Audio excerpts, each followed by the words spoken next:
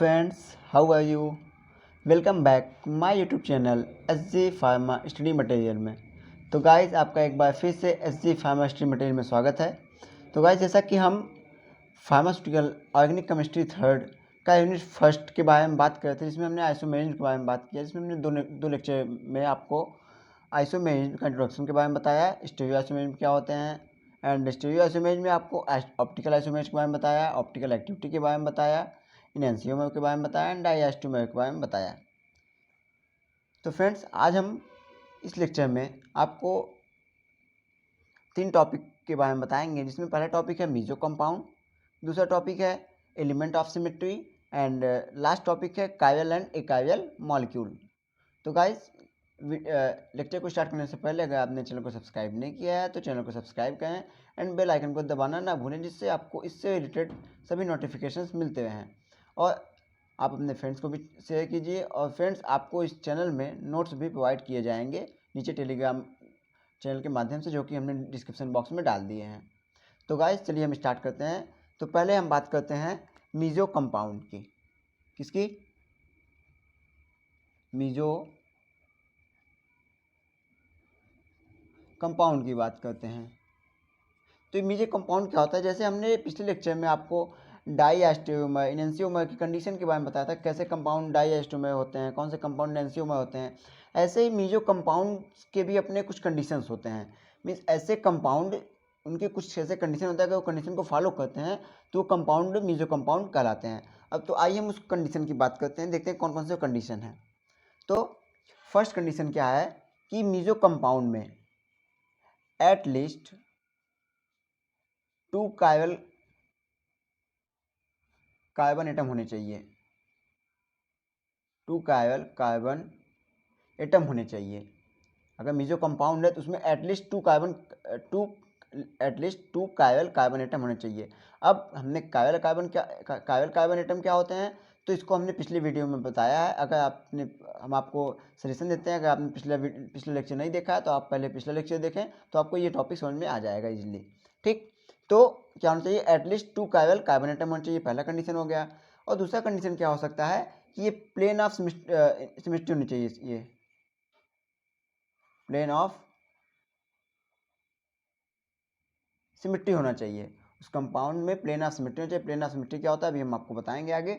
And वो third condition क्या है कि वो सुपर इम्पोजिबल होना चाहिए। सुपर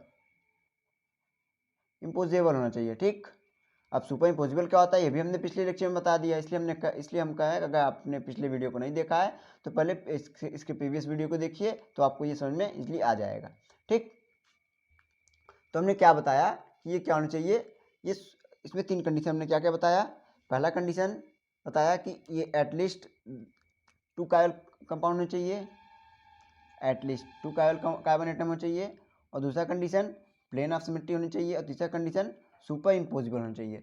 सुपर इम्पोजिबल मतलब हमने बताया था पिछले लेक्चर में कि जैसे हमारा ये दोनों हाथ है, अब अगर इस हाथ को ऐसे ही इसी कंडीशन में इसके ऊपर रख दें तो ये एक के ऊपर एक पूरे को, ये नीचे वाले हाथ को कवर कर दे रहा है?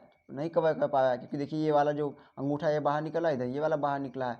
तो ये दोनों एक दूसरे के ऊपर क्या है? नॉन सुपर इम्पोजिबल हैं। ठीक, तो अगर ये दोनों को एक दूसरे को कवर कर देते तो ये क्या होते हैं? ये सुपर इम्पोजिबल होते हैं। ठीक, तो अब हम आइए एग्जाम्पल के थ्रू देखते हैं। हम एक एग्जाम्पल की बात करते हैं। हम लेते हैं एक एग्जाम्पल से हमको इजली समझ में आ जाएगा मीजो कंपाउंड कैसे कंपाउंड होते हैं। तो हम एग्जाम्पल लेते हैं, जैसे एक टार्ट्रिक एसिड का एग्जाम्पल लेते हैं। हम टार्ट्रिक एसिड का एग्जाम्पल लेते हैं, COOH, यहाँ पे है आपका COOH, ये है OH, ये है आपका H, एंड फिर ये है OH, ये है आपका H। तो फ्रेंड्स हमने ये टार्ट्रिक एसिड का एग्जाम्पल लिया, जिसमें आपको टोटल 4 कार्बन मिल रहे हैं। एक ये कार्बन और एक यहाँ पे कार्बन छिपा हुआ होता है, जिसको हम ऐसे लिखते हैं, एक कार्बन यहाँ पे छिपा होता है, एक कार्बन यहाँ पे छिपा होता है, एक कार्बन यहाँ पे। हमको टोटल 4 कार्बन मिले हैं। तो हमको पहले कंडीशन देखना क्या है? एटलीस्ट 2 कार्बन एटम देखना है। अब हम इसमें देखते हैं कौन कौन से कार्बन एटम हैं। तो पहले हम इसको ओपनली स्ट्रक्चर बना देते हैं इसका हम। तो इसका अगर हम ओपनली स्ट्रक्चर की बात करें तो इसको हम एक तरीके से वो बना सकते हैं, कैसे देखिए, C double bond O, O H, C O H, H, C O H, H and C double bond O and O H. ठीक, ओके फ्रेंड्स, तो इसको हमने ओपनली बना दिया है। अब हम आपको इसके पिछले लेक्चर में कार्बन एटम के बारे में बताया, तो इसका कौन से कार्बन एटम कायल होते हैं, तो ऐसे कार्बन एटम जो सिर्फ सिंगल बॉन्ड से जुड़े हों, जिसकी चारों बॉन्ड होते हैं वो सिर्फ सिग्मा बॉन्ड से जुड़े हों या सिंगल बॉन्ड से जुड़े हों, क्योंकि सिंगल बॉन्ड ही सिग्मा बॉन्ड होंगे। तो चारों क्या हो, सिंगल बॉन्ड से जुड़े हों या सिग्मा बॉन्ड से जुड़े हों, और चारों अलग अलग ग्रुप से जुड़े हों, उसे हम बोलते हैं कायल कार्बन एटम। अब हम इसमें ढूंढते हैं कौन कौन से कायल कार्बन एटम हैं। तो पहले हम इस कार्बन की बात करते हैं। इस कार्बन में ये कार्बन तो कतई नहीं होगा, क्योंकि इसमें डबल बॉन्ड है। हमने क्या बताया कि सिंगल बॉन्ड से जुड़े हों चारों, तो इसमें डबल बॉन्ड है, तो मतलब ये भी नहीं होगा। इस कार्बन की बात करते हैं। अब ये कार्बन देखिए, ये सिंगल बॉन्ड से हाइड्रोजन जुड़ा है, इधर सिंगल बॉन्ड OH से जुड़ा है, इधर सिंगल बॉन्ड अलग ग्रुप से जुड़ा है, इधर वाले सिंगल बॉन्ड से ये अलग ग्रुप से जुड़ा है, तो मतलब ये क्या है, कायल कार्बन एटम है। अब हम इस कार्बन एटम की बात करते हैं। अब ये कार्बन एटम की बात करें तो इधर भी ये अलग ग्रुप से जुड़ा हुआ है, इधर ये अलग ग्रुप से जुड़ा हुआ है, इधर अलग ग्रुप से, इधर अलग ग्रुप से जुड़ा हुआ है, और चारों सिंगल बॉन्ड से भी अलग अलग जुड़े हुए हैं, तो मतलब ये भी हमारा कायल कार्बन एटम है। अब इसकी बात करते हैं, ये भी हमारा नहीं होगा कायल, क्योंकि ये भी क्या है, इसमें डबल बॉन्ड है, तो ये भी नहीं होगा। तो इसमें हमको एटलीस्ट 2 कायल कार्बन तो मिल गए, तो हमारा ये वाला कंडीशन हो गया फॉलो। अब हम सेकंड की बात करते हैं, प्लेन ऑफ सिमेट्री की। तो गाइस प्लेन ऑफ सिमेट्री के बारे में अभी हम आपको आगे बताएंगे जब एलिमेंट ऑफ सिमेट्री आएगी। यहाँ पे हम नॉर्मली बता देते हैं, प्लेन ऑफ सिमेट्री का मतलब ये होता है कि किसी कंपाउंड को किसी प्लेन से ऐसे डिवाइड करो कि 2 इक्वल पार्ट में डिवाइड हो जाए, चाहे वो वर्टिकली हो चाहे हॉरिजॉन्टली हो, बस किसी एक भाग से डिवाइड होना चाहिए जिससे वो इक्वल पार्ट में डिवाइड हो जाए। तो अगर हम इसको यहाँ से डिवाइड करें इस कंपाउंड को, तो देखिए इक्वल पार्ट में दोनों हो जाए कि नहीं, इसके ऊपर भी वही उतने मालिक्यूल है, उसके नीचे भी उतने मालिक्यूल हैं, तो ये इक्वल पार्ट में हो नहीं, मतलब ये क्या है, प्लेन ऑफ सिमेट्री है। ठीक, तो इसका ये भी कंडीशन ने फॉलो कर लिया। अब बात आती है सुपर इम्पोजिबल की। सुपर इम्पोजिबल मतलब हमने बताया ना कि एक दूसरे को ढक ले। अब अगर हम इस पार्ट को, इस ऊपर वाले पार्ट को इसी के ऊपर ला के ऐसे मोड़ के रख दें, मतलब हमने कोई पेज लिया है, उसको हम क्या कहें, ला के, जैसे हमारा ये पेज है, इस पेज को हम क्या कहें, मोड़ के पूरा फोल्ड कर लें, तो क्या हो जाए, सुपर इम्पोज हो सकता है। ठीक, तो ये अगर हम इसको फोल्ड, इस ऊपर वाले पार्ट को इस पर हम फोल्ड कर दें, तो ये इसके ऊपर सुपर इम्पोज हो जाएगा, मतलब पूरी तरह से इसको ढक लेगा। तो ये क्या है, कंपाउंड हमारा सुपर इम्पोजेबल है। ठीक, तो इस कंपाउंड को हम क्या बोल सकते हैं, मीजो कंपाउंड बोल सकते हैं, क्योंकि ये तीनों कंडीशन को फॉलो किया, एटलीस्ट 2 कायल कार्बन एटम को, प्लेन ऑफ सिमेट्री को भी, एंड सुपर इम्पोजिबल को भी। ठीक, तो ये हमारा क्या हो गया, ये मीजो कंपाउंड हो गया। ठीक, अब हम नेक्स्ट टॉपिक की बात करते हैं। हमारा नेक्स्ट टॉपिक क्या है कि एलिमेंट ऑफ सिमेट्री। तो फ्रेंड्स हम बात करते हैं एलिमेंट ऑफ सिमेट्री की। पहला हमारा कंपाउंड, पहला टॉपिक क्या था, मीजो कंपाउंड। अब सेकेंड टॉपिक क्या है, एलिमेंट्स ऑफ सिमेट्री। हमने कहा ना कि यहाँ पे प्लेन ऑफ सिमेट्री जो है, अभी आपको यहाँ पे भी एलिमेंट ऑफ सिमेट्री मिलेगा। तो फ्रेंड्स देखिए, एलिमेंट ऑफ सिमेट्री होता क्या है, हमने आपको फर्स्ट लेक्चर में बताया था कि ऑप्टिकल एक्टिव और ऑप्टिकल इनएक्टिव के बारे में बताया था। तो हमने ऑप्टिकल एक्टिव या ऑप्टिकल रोटेशन में क्या कंडीशन बताया था, ऐसे कंपाउंड जो कायल को शो करते हैं, जो कायलिटी को शो करते हैं, उसे ऑप्टिकल एक्टिव कहते हैं। और जो भी कंपाउंड कायलिटी को शो करते हैं उसमें एलिमेंट ऑफ सिमेट्री हमको देखने को नहीं मिलती। मीन्स अगर जिसमें हमको एलिमेंट ऑफ सिमेट्री देखने को मिला, मतलब वो ऑप्टिकली एक्टिव नहीं हो सकते, और ऑप्टिकली एक्टिव जब नहीं हो सकते तो इसका मतलब वो ऑप्टिकली आइसोमेरिज्म शो नहीं कर सकते। तो मतलब हमको जिसमें एलिमेंट ऑफ सिमेट्री मिलेगा देखने को, वो ऑप्टिकली इनएक्टिव होंगे, वो ऑप्टिकल आइसोमेरिज्म शो नहीं कर सकते, और जो ऑप्टिकली एक्टिव होते हैं वही ऑप्टिकल आइसोमेरिज्म को शो कर सकते हैं। अब ये एलिमेंट ऑफ सिमेट्री होते क्या है, आइए हम देखते हैं। तो हमारा जो एलिमेंट ऑफ सिमेट्री होता है, इसके होने पर क्या होता है, कंपाउंड ऑप्टिकल इनएक्टिव होते हैं, क्योंकि उसमें क्या होता है कि हमारा ये नॉन सुपर इम्पोजिबल, ये हमारा जो है क्या होते हैं कि सुपर इम्पोजिबल होते हैं। ठीक, अब आइए हम बात करते हैं कि एलिमेंट ऑफ सिमेट्री है कौन कौन से। तो 3 एलिमेंट ऑफ सिमेट्री हमको देखने को मिलते हैं किसी कंपाउंड में। हमको किसी कंपाउंड में 3 एलिमेंट ऑफ सिमेट्री देखने को मिलते हैं। फर्स्ट है हमारा plane of symmetry, plane of symmetry जिसे हम शॉर्ट में POS बोलें। एंड सेकेंड है हमारा सेंटर ऑफ सिमेट्री, जिसे हम COS बोल रहे हैं शॉर्ट में। एंड लास्ट थर्ड है हमारा एक्सिस ऑफ सिमेट्री, AOS बोल रहे हैं। ठीक, तो हमारा 3 एलिमेंट ऑफ सिमेट्री देखने को मिले, plane of symmetry, centre of symmetry and axis of symmetry. तो ये जो एलिमेंट ऑफ सिमेट्री है, अगर जिसमें ये एलिमेंट ऑफ सिमेट्री पाए जाएंगे वो ऑप्टिकली इनएक्टिव होंगे। ठीक, और हाँ कायरल एटम तो हो सकते हैं, लेकिन अगर सिंगल कार्बन एटम है तो वो ऑप्टिकली एक्टिव होगा, उसमें प्लेन ऑफ सिमेट्री नहीं पाए जा सकते। ठीक, अगर 2 या 2 से अधिक कायरल एटम है तो वो ऑप्टिकली एक्टिव हो सकते हैं, इनएक्टिव भी हो सकते हैं। ठीक, अब हम यहाँ हमने प्लेन ऑफ सिमेट्री को इसमें भी देख लिया था, लेकिन अब हम एक सीरियल वाइज इन तीनों को देखते हैं। तो हम पहले बात करते हैं प्लेन ऑफ सिमेट्री के बारे में। तो नॉर्मली हम एक इजी सा एग्जाम्पल लेते हैं आपका। मान लीजिए हमारा क्या हो गया, ये ए है, लेटर ए।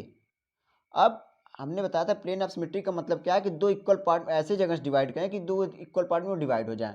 तो अगर हम प्लेन ऑफ सिमेट्री को हम ए को दो इक्वल पार्ट में डिवाइड करते हैं, यहाँ से देखिए 2 इक्वल पार्ट में डिवाइड हुआ है। अब यहाँ से ना हो भले, लेकिन एक जगह से हो तो रहा है, मतलब कहीं से होना चाहिए, चाहे एक प्लेन ऑफ सिमेट्री मिले या 2 प्लेन ऑफ सिमेट्री मिले। अगर एक भी मिल गया तब भी वो क्या है, प्लेन ऑफ सिमेट्री होगा, वो ऑप्टिकली इनएक्टिव होगा तब। ठीक, तो हम यहाँ पे एग्जाम्पल की बात की, ए हमने अल्फाबेट लिया। अब हम बी की बात करते हैं। हमने यहाँ पे मान लीजिए बी लिया। अब बी को हम डिवाइड करें तो बी अगर ऐसे डिवाइड करें हमको तो ऐसे नहीं मिलेगा, लेकिन ऐसे हमको मिल सकता है, मिल जाएगा। देखिए 2 इक्वल पार्ट में हमको डिवाइड हुआ, मतलब इसमें भी क्या है, प्लेन ऑफ सिमेट्री है, मतलब ये भी क्या होगा, ऑप्टिकली इनएक्टिव होगा। ठीक, हम सी की बात करते हैं। सी की बात करते हैं हम, तो सी भी क्या है, यहाँ से प्लेन ऑफ सिमेट्री हमको मिल रहा है, मतलब ये भी ऑप्टिकली इनएक्टिव होगा। वैसे हम नॉर्मल एग्जाम्पल की बस बात कर रहे हैं आपको समझाने के लिए। अब डी की हम बात करें तो डी को भी हम इक्वल पार्ट में डिवाइड कर सकते हैं, मतलब इसमें भी POS हमको मिलेगा। ये हम अभी POS के बारे में बता रहे हैं फ्रेंड्स। ठीक है, तो इसमें भी POS मिलेगा। अब हम ऐसे एग्जांपल लेते हैं P की, ये हमारा P है। अब P को आप किधर से भी डिवाइड कीजिए, दो इक्वल पार्ट में डिवाइड नहीं होगा, चाहे हम इधर से देखें चाहे हम इधर से देखें। तो मतलब ये प्लेन ऑफ सिमेट्री ये शो किया, ये शो किया, ये शो किया, ये शो किया, लेकिन ये शो नहीं करेगा। ठीक फ्रेंड्स, ऐसे हम आर को देखते हैं। आर, अब आर को भी आप कहीं से भी डिवाइड कीजिए तो लेकिन दो इक्वल पार्ट में डिवाइड नहीं होगा, मतलब ये भी प्लेन ऑफ सिमेट्री शो नहीं करेगा। तो मतलब अगर हम ऑप्टिकली एक्टिव इनएक्टिव की बात करें तो हमारे ABCD ये प्लेन ऑफ सिमेट्री को शो किया, इसका मतलब ये ऑप्टिकली इनएक्टिव होगा, और ये दोनों शो नहीं किया, इसका मतलब ये ऑप्टिकली एक्टिव होगा। तो हम एलिमेंट ऑफ सिमेट्री में कंडीशन को देखें, कौन से कंडीशन को देखें कि अगर एलिमेंट ऑफ सिमेट्री होगा तो ये ऑप्टिकली इनएक्टिव होंगे ये। ओके फ्रेंड्स, ऑप्टिकली इनएक्टिव होंगे। अब हम एग्जाम्पल की बात करें, कंपाउंड की बात करते हैं।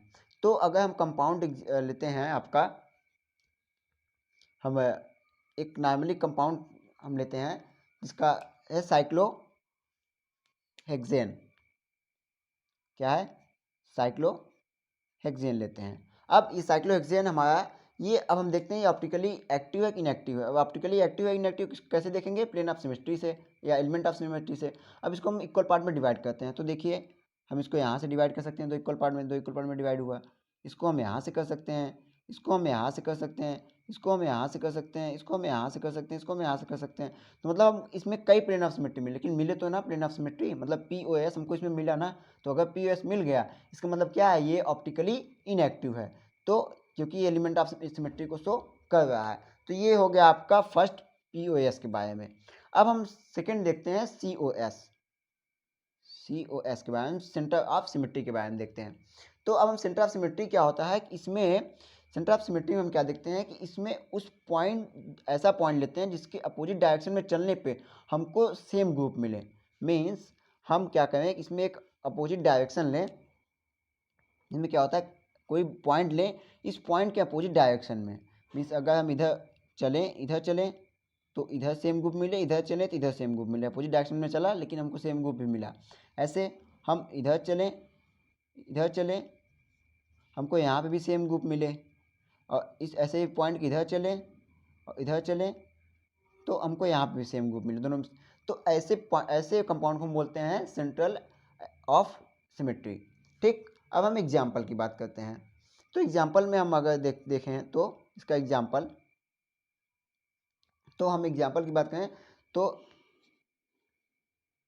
ट्रांस ब्यूट टू इन की बात करें, हम ट्रांस टू ब्यूट इन की बात करें तो ट्रांस टू ब्यूट इन क्या है, ये है हमारा, ये हमारा क्या कंपाउंड का नाम है, ट्रांस ब्यूट टू इन। अब इसमें हम देखते हैं क्या एलिमेंट ऑफ सिमेट्री में COS के बारे में। अब हम COS देखते हैं, हमने क्या कहा, किसी पॉइंट से अपोजिट डायरेक्शन में इक्वल डिस्टेंस चलने पे। अब हम पॉइंट, ये हमारा पॉइंट है। अब देखिए आप इधर जितना चलेंगे उधर इतना भी चलेंगे तो हमको सेम ग्रुप मिला, इधर भी हाइड्रोजन मिला, इधर भी हाइड्रोजन मिला। अब इधर की बात करें तो इधर भी हम चले अपोजिट डायरेक्शन में, इधर चले तो हमको इधर भी CH3 मिला, इधर भी CH3 मिला। तो इसका मतलब क्या है, ये COS को शो कर रहा है, COS को शो कर रहा है। इसका मतलब ये भी क्या होगा, ऑप्टिकल इनएक्टिव होगा, और ये COS आपका सेंटर ऑफ सिमेट्री हो गया। ठीक, आई बात समझ में फ्रेंड्स। अगर आपको थोड़ा सा भी कहीं डाउट होगा आप कमेंट बॉक्स में जरूर कीजिएगा, हम आपको समझाने की पूरी कोशिश करेंगे। तो अब हम थर्ड की बात करते हैं। थर्ड हमारा क्या है, एक्सिस ऑफ सिमेट्री, AOS। क्या है, एक्सिस ऑफ सिमेट्री। अब एक्सिस ऑफ सिमेट्री में क्या होता है फ्रेंड्स, ये एंगल पे डिपेंड करता है कि हमारा जो एंगल है, ये एक्सिस ऑफ सिमेट्री हम कैसे निकालते हैं। तो एक्सिस ऑफ सिमेट्री होता है 360 डिग्री बाई एन, मीन्स किसी कंपाउंड को 360 बाई एन घुमाते हैं तो अगर वो उसी पोजीशन में वापस वो कंपाउंड आ जाते हैं तो होता है एक्सिस ऑफ सिमेट्री। अब यहाँ पे एन का मतलब 1 हो सकता है, 2, 3, ऐसे इंटीग्रल नंबर हो सकते हैं। ठीक, तो हम 360 हम 1 लेते हैं तो ये भी 360 आएगा, एंड 360 2 लेते हैं तो कितना आएगा आपका 180 आएगा। ऐसे 360 हम 3 लेते हैं तो आपका कितना आएगा 120 आएगा। मीन्स इस एंगल पे अगर हम कंपाउंड को रोटेट करें तो वापस उस कंपाउंड की जगह उस दोबारा वही कंपाउंड आ जाए, तो वहाँ पे होता है एक्सिस ऑफ सिमेट्री। अब आइए हम इसको अच्छे तरीके से एग्जाम्पल के थ्रू समझ लेते हैं। तो हम एग्जाम्पल की बात करें तो हमारा एक नॉर्मली एग्जाम्पल हम लेते हैं आपका carbon double bond Cl Cl Cl and Cl, ये हो गया हमारा। अब हम इसको वाई एक्सिस के थ्रू इसको रोटेट करेंगे। वाई एक्सिस हमारा हो गया, इसको इसके थ्रू हम इसको रोटेट करेंगे कितना, पहले हम 360 रोटेट करते हैं। ठीक, अब इसको हम 360 रोटेट करें या 180 रोटेट करें, या 180 रोटेट करें। अब आप इसको इमेजिन कीजिए, आप यहाँ से आप इसको ऐसे घुमा रहे हैं, अब आप 180 इसको घुमाए तो वापस ये दोनों क्लोरीन वापस आएंगे इसी दोनों क्लोरीन के स्थान पे, ये दोनों क्लोरीन इस दोनों क्लोरीन के स्थान पे आएंगे, और ये दोनों क्लोरीन घूम के इस दोनों क्लोरीन के स्थान पे आएंगे। एक दूसरे पे आ तो गया, लेकिन क्या कोई चेंज हुआ एलिमेंट का, यहाँ पे ग्रुप का कोई चेंज हुआ नहीं, चेंज हुआ। तो मतलब ये क्या है, ये एक्सिस ऑफ सिमेट्री है, ये एक्सिस ऑफ सिमेट्री आपका शो कर रहा है। ऐसे ही अब हम बात करते हैं 120 डिग्री के लिए। तो हमारा 120 डिग्री के लिए हम BF3 की बात करते हैं, BF3 की बात करते हैं। तो अब हम BF3 को हम 120 डिग्री अगर घुमाएं, रोटेट करें 120 डिग्री, कितना 120 डिग्री, तो हमको इसके एलिमेंट इसके ग्रुप में कोई चेंजिंग नहीं मिलेगी। बस क्या अंतर है, ये वाला F यहाँ पे आ जाएगा, ये वाला F यहाँ पे आएगा, ये वाला F यहाँ पे आ जाएगा, लेकिन हमको क्या ग्रुप में कोई चेंजिंग दिखा रहेगा वैसा स्ट्रक्चर।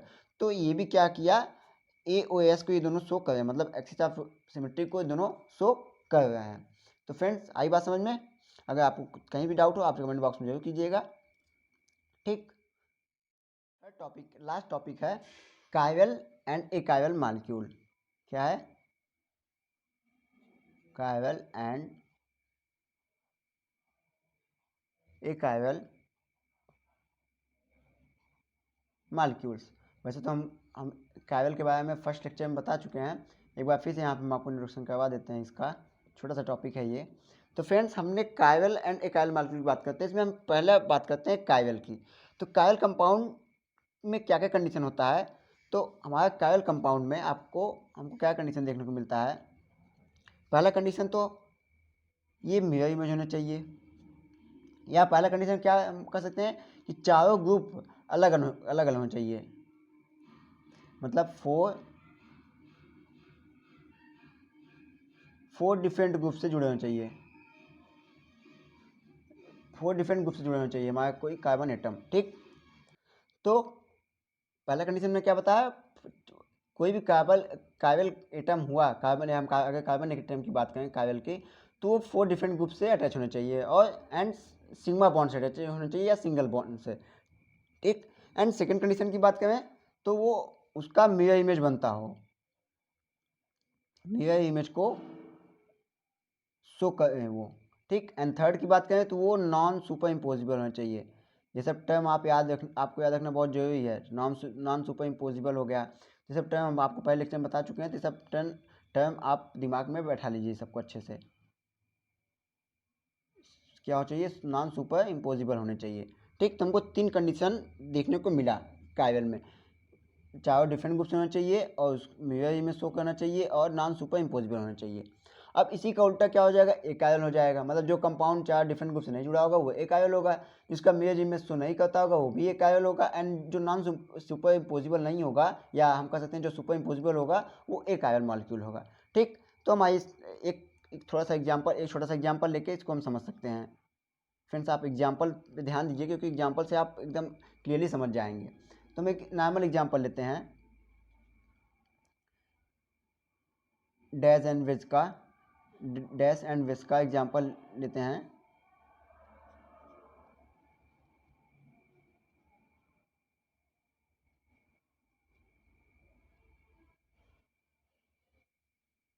ये डैश एंड वेज का मैकेनिज्म, इस डैश मतलब कि ये कार्बन के पीछे साइड में है, ये मतलब CH3, और वेज मतलब ये कार्बन के आगे साइड में है, तो ये डैश एंड वेज, इसको डैश को बोलते हैं, इसको वेज बोलते हैं। तो अब हम इस कार्बन की बात करें तो क्या ये कार्बन कायल कार्बन है। अब हम इन तीनों कंडीशन को यहाँ पर अप्लाई करते हैं। तो देखिए पहला कंडीशन क्या है, 4 डिफरेंट ग्रुप से अटैच होना चाहिए कंपाउंड। ये है कार्बन, देखिए हाइड्रोजन अलग है, एल्कोहल OH अलग है, Br एंड CH3, तो अलग अलग ग्रुप से जुड़े हुए हैं। और हमने क्या बताया, एंड सिंगल बॉन्ड से अटैच होने चाहिए। यहाँ पे हम लिख देते हैं and attached with sigma bond या सिंगल बॉन्ड, ठीक। तो यहाँ पे आप देख रहे हैं सभी सिंगल बॉन्ड से अटैच हैं। इसको इसका मतलब है कि सिंगल बॉन्ड से अटैच हैं, या इसको हम नॉर्मली ये भी लिख सकते हैं, क्या, CHOH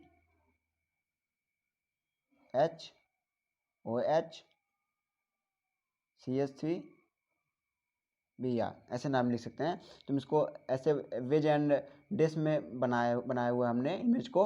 तो ये क्या है हमारा, पहला तो शो कर दिया, क्या शो किया कि 4 डिफरेंट ग्रुप से ये अटैच हैं, ठीक। अब दूसरा मिरर इमेज, तो क्या इसका मिरर इमेज बनेगा, अगर हम इसके सामने मिरर रखें तो इसका मिरर इमेज इजीली हमको मिल सकता है। तो ये मिरर इमेज क्या मिलेगा हमारा, CHOH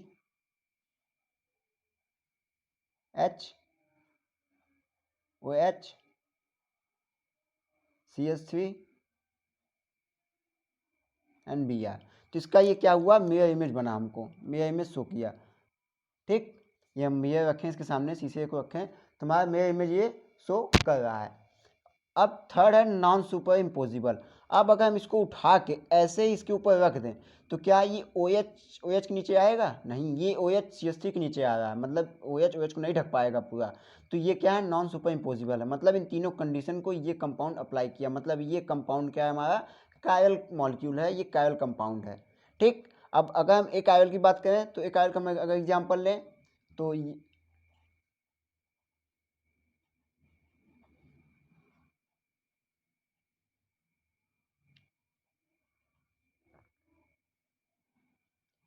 ये हमने लिया है एक कार्बन लिया जो कि कार्बन 4 सिंगल बॉन्ड से अटैच है। पहला है हाइड्रोजन, दूसरा है ब्रोमीन, फिर तीसरा है ब्रोमीन, चौथा है CH3। अब हमने पहला क्या बताया, चारों डिफरेंट ग्रुप से जो होने चाहिए, लेकिन ये क्या चारों डिफरेंट ग्रुप से है, नहीं। यहाँ पे एक हाइड्रोजन है, यहाँ पे एक CH3, लेकिन यहाँ दोनों क्या है, ब्रोमीन है, तो मतलब ये कायरल कंपाउंड नहीं है, ये क्या है, ये ए कायरल है, ठीक। अब जब कायरल नहीं है तो इसका मिरर इमेज तो बनेगा ही नहीं, ठीक। और ये सुपर इम्पोजिबल होंगे, नॉन सुपर इम्पोजिबल नहीं होंगे। तो फ्रेंड्स आपको तीनों टॉपिक समझ में आया, हमने meso compounds and element of symmetry and chiral and achiral molecule के बारे में बताया। अगर आपको तीनों में कुछ कहीं भी डाउट है तो आप कमेंट बॉक्स में जरूर कीजिएगा कमेंट। और पूरा वीडियो देखने के लिए आपको थैंक्स, एंड इसको लाइक करना ना भूलें, एंड अपने फ्रेंड्स को भी शेयर कीजिए। Thank you and take care.